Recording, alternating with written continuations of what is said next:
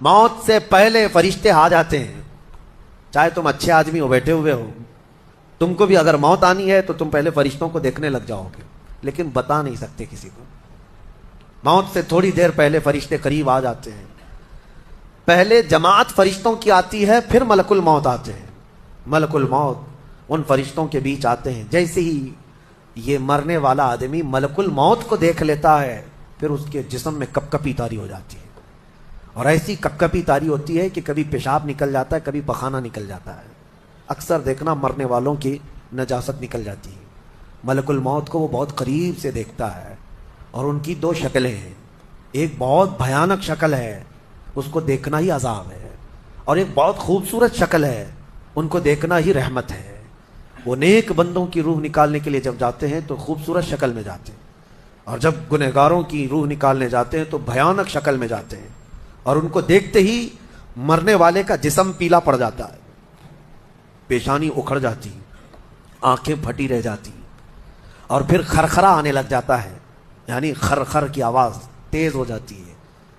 وہ بولنا چاہتا ہے اپنے پاس والوں کو, لیکن بول نہیں سکتا, بند ہو جاتا ہے. یہ وہ وقت ہے جب اس کے توبہ کا دروازہ بھی بند ہو جاتا ہے. اب اگر فرشتوں کو دیکھ کر کوئی توبہ بھی کر لیا, ایمان لایا, تو اس کا ایمان قبول نہیں. اس وقت سے پہلے پہلے تک جو بھی ایمان لایا یا توبہ کیا, اس کی توبہ قبول ہے. لیکن موت کا خرخرا آ گیا اور فرشتوں کو دیکھ لیا, اس کے بعد بہت سارے کافر بھی پکاریں گے کہ ہم ایمان لاتے ہیں اللہ پر, نہیں, اب ایمان قبول نہیں ہوگا.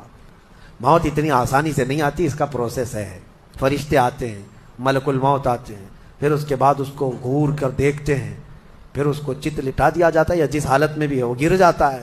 کھڑا ہے تو گرتا ہے, بیٹھا ہے تو گرتا ہے, موت آنے سے پہلے لڑک جاتا ہے. یہ ضروری بھی نہیں ہے کہ آج میں اپنے آپ کو سنبھال کر بیٹھا ہوں. اگر میری موت آنی ہے, اسی کرسی سے گر جاؤں, اسی جگہ سے ہم گر جائیں. اور اس کے بعد ملک الموت روح کھینچنا شروع کرتے ہیں, پیروں کے ناخنوں سے لے کر, ہاتھوں کے ناخنوں سے لے کر, اس کے جسم کے ہر حصے سے لے کر ناک تک کھینچتے ہوئے لاتے ہیں. اور اس کے بعد جب پوری روح نکل جاتی ہے, وہ لے کر کے چلتے رہتے ہیں, اور مردہ ان کو جاتے ہوئے دیکھتا رہتا ہے.